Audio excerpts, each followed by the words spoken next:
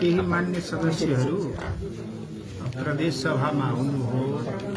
प्रदेश सभामा आएपछि अब मसँग कम्तीमा कुरोकानी गर्नु पर्थ्यो। उहाँले केही कुरोकानी नगरिकन उपसभामुखको चेम्बरमा उहाँहरू बस्नुभयो हैन।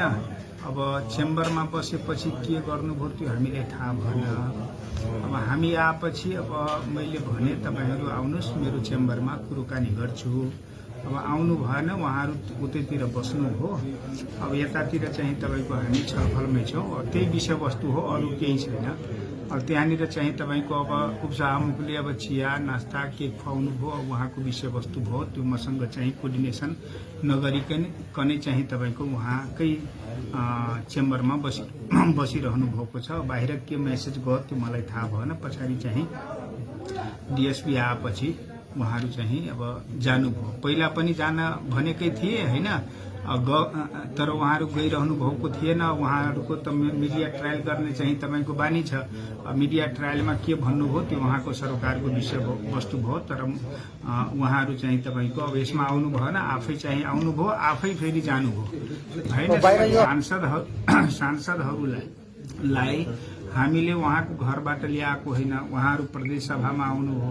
प्रदेश सभामा मेरो चेम्बरमा पनि आउनु भएन। मेरो मसँग चाहिँ कुरोकानी पनि भएको छैन।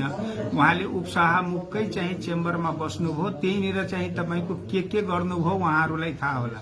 मलाई त त्यसमा चाहिँ केही जानकारी नै छैन। हेर्नुस्, अनि मैले बन्धक बनाउने कुरै हुँदैन। मैले बन्धक बनाउने चाहिँ तपाईको विषयवस्तु पनि होइन। सांसदलाई चाहिँ तपाईको बन्धक बनाउने कुरो पनि हुँदैन।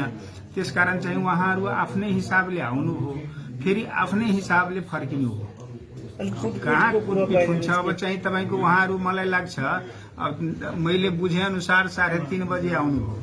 3:30 बजेदेखि लिएर अहिले चाहिँ तपाईको भर्खर मलाई लाग्छ 15 मिनट अगाडि, यानी 4 घण्टा बस्नुभयो उहाँ।